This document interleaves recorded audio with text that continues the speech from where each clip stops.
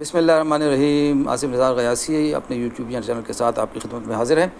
بات کریں گے پاکستان کی ان سفارتی کامیابیوں کی جس کی وجہ سے اس وقت بھارت میں چیخ و پکار جاری ہے اور بھارت میں ایک طریقے سے صف ماتم بچھی ہوئی ہے۔ بھارتی میڈیا کی چیخ و پکار بڑی دلچسپ ہے، اس پہ ہم ضرور بات کریں گے۔ بات اس پہ بھی کریں گے کہ افغان طالبان نے کس طریقے سے پاکستان مخالف عناصر کے خلاف کارروائیاں تیز کر دی ہیں، اور جائزہ لیں گے چترال کا بھی کہ وہاں پہ کیوں نئی گیم کا آغاز کیا جا رہا ہے۔ اگر پاکستان کی سفارتی کامیابی کی بات کریں تو 5 جون کو اقوام متحدہ کی سلامتی کونسل کی انسدادی دہشت گردی کمیٹی کا نائب چیئرمین پاکستان کو منتخب کیا گیا، اور ساتھ ہی طالبان پر عائد پابندی کے نفاذ کی نگران کمیٹی کا چیئرمین بھی پاکستان کو مقرر کیا گیا ہے، اور اسے یقیناً بھارت کے لیے بہت بڑا سفارتی دھچکا ہم قرار دے سکتے ہیں۔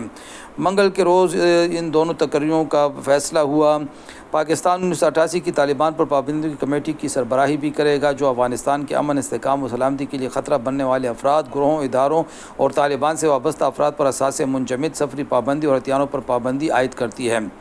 گیانا اور روس طالبان پر پابندیوں کی کمیٹی کے نائب سربراہ ہوں گے۔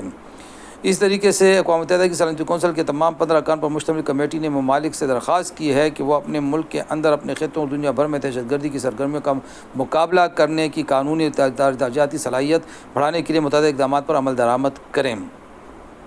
خیال رہے کہ پاکستان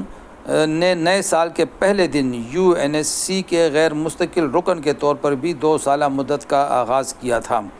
اسی طرح اقوام متحدہ میں پاکستانی مشن نے ایک پریس ریلیز میں ان تقرریوں کو اہم سفارتی پیشرفت قرار دیا ہے۔ بیان میں کہا گیا ہے کہ تقرریاں اقوام متحدہ کے نظام کے ساتھ ساتھ پاکستان کی فعال شمولیت اور سلامتی کونسل کے غیر مستقل رکن کی حیثیت سے اس کے تعمیری کردار کا اعتراف بھی ہے۔ پاکستان نے کہا کہ وہ اقوام متحدہ کے دوسرے ممبران کے ساتھ مل کر اقوام متحدہ کے اصولوں اور مقاصد کو آگے بڑھانے کے لیے کام کرے گا۔ پاکستان کا متحدہ کی سلامتی کونسل کی انسدادی دہشت گردی کمیٹی کا نائب صدر منتخب کیا جانا بھارت کے لیے بہت بڑا دھچکا قرار دیا جا رہا ہے، اور یہ پاکستان کی بہت بڑی سیاسی اور سفارتی فتح بھی ہے۔ یہ پیشرفت ایک ایسے وقت میں ہوئی ہے کہ جب بھارت کی طرف سے ایک بہت بھاری بھرکم پارلیمانی وفد گزشتہ کئی روز سے دنیا کے 3 درجن سے زائد ممالک کے دوروں پر گیا ہوا ہے، لیکن ابھی تک ان لوگوں کے ہاتھ کچھ نہیں آیا۔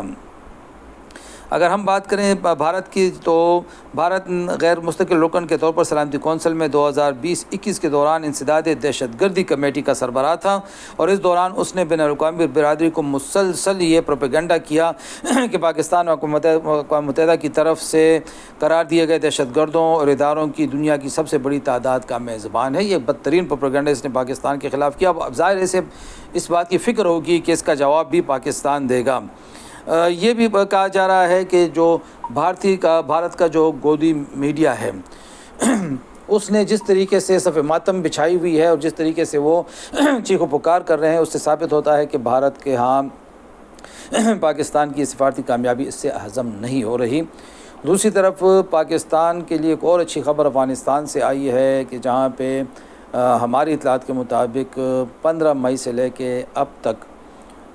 مختلف کارروائیوں میں افغان طالبان نے 100 سے زائد ایسے پاکستان مخالف عناصر کو گرفتار کیا ہے جو پاکستان مخالف یا مہم چلا رہے تھے یا چندہ جمع کر رہے تھے۔ یہ بہت بڑی کامیابی ہے، اور یہ بھی بتایا جاتا ہے کہ اس مہم میں اب بتدریج تیزی آنے والی ہے۔ افغانستان کی حکومت اور پاکستان کے کامیاب جو سفارتی تعلقات کی بحالی کی کوشش تھی، اس کے بعد افغان سرزمین پاکستان مخالف عناصر کے لیے تنگ پڑتی جا رہی ہے، اور اگلے کچھ دنوں میں اس حوالے سے اہم پیشرفت سامنے آ سکتی ہے۔ لیکن دوسری طرف ہم دیکھ رہے ہیں کہ چترال میں جو بھارتی اسپانسر دہشت گرد ہیں ان کی کارروائیاں بڑھ رہی ہیں۔ کوشش یہ کی جا رہی ہے کہ پاکستان کے اس پرامن ترین ضلع کو بھی ہدف بنایا جائے، اور اس دوران ہم یہ کہہ سکتے ہیں کہ پہلی بار بڑی تعداد میں ان لوگوں کی طرف سے وہاں پہ کارروائیاں ہوئی ہیں، اور اب ضرورت اس امر کی ہے کہ چترال کے امن کو طاقت و تاراج کرنے والے ان عناصر کے پر بنیادی اور مؤثر ہاتھ ڈالا جائے۔ مزید تاخیر کی گنجائش اس معاملے میں نہیں ہے، اور اس سلسلے میں سب سے خوش آئند بات یہ ہے کہ اب جب کہ افغان حکومت اور پاکستان کے تعلقات بہتری کی طرف جا رہے ہیں، تو اب افغان حکومت نے بھی وہاں کارروائی شروع کی ہے۔ اب اگر وہاں سے بھی کارروائی ہوتی ہے اور یہاں سے پاکستان اپنی کارروائی تیز کرے گا، تو جس طرح ہم نے پہلے کہا تھا یہ بجھنے والی شمع کی آخری بڑکیں ہوتی ہیں، یہ آخری اس کی ٹمٹماہٹ ہوتی ہے، اور اس کے بعد امید یہ رکھ سکتے ہیں کہ ان کارروائیوں کا جو کلا کما ہے وہ کافی حد تک ہو جائے گا۔ لیکن جو سمجھنے اور سوچنے کی بات ہے وہ یہ ہے کہ پالیسیوں میں تسلسل ہونا چاہیے۔ ہمارے ہاں پالیسیوں میں تسلسل نہ ہونے کی وجہ سے معاملات خراب ہوتے ہیں، اور اس وقت ہماری کوشش یہ ہونی چاہیے کہ جو افغانستان کے سرحدی علاقوں کے ساتھ ہمارے علاقے ہیں وہاں پہ قیام امن کو ہر صورت ممکن بنایا جائے، اور جنوبی اضلاع کے خیبر پختونخوا کے جو جنوبی اضلاع ہیں وہاں کی صورتحال پر خصوصی توجہ دیے جانے کی ضرورت ہے۔ بھارتی اسپانسر دہشت گردی اگرچہ بلوچستان میں بہت زیادہ ہے، یہاں پہ ہم کہہ سکتے ہیں کہ جو افغانستان سے آنے والے لوگ تھے وہ یہاں خیبر پختونخوا میں تھے، لیکن اب دونوں کے خلاف جب ایک مؤثر کارروائی شروع ہو چکی ہے تو ضرورت اس امر کی ہے کہ اس کارروائی کو پایہ تکمیل تک پہنچانے کے لیے چین کی معاونت سے افغان حکومت پر دباؤ بڑھایا رکھنا چاہیے، اور افغان حکومت نے بھی ایک اچھے جسٹر کے طور پر وہاں پہ کارروائیاں شروع کر دی ہیں، اگرچہ وہ اس میں احتیاط سے بھی کام لے رہے ہیں، احتیاط سے کام لینا بھی چاہیے، کیونکہ جواب میں ننگرہار میں داعش کی کارروائیوں میں تیزی کی اطلاعات بھی خود افغان طالبان کے لیے بھی خطرناک ہیں اور پاکستان کے لیے بھی، لیکن امید رکھی جانی چاہیے کہ آنے والے دنوں میں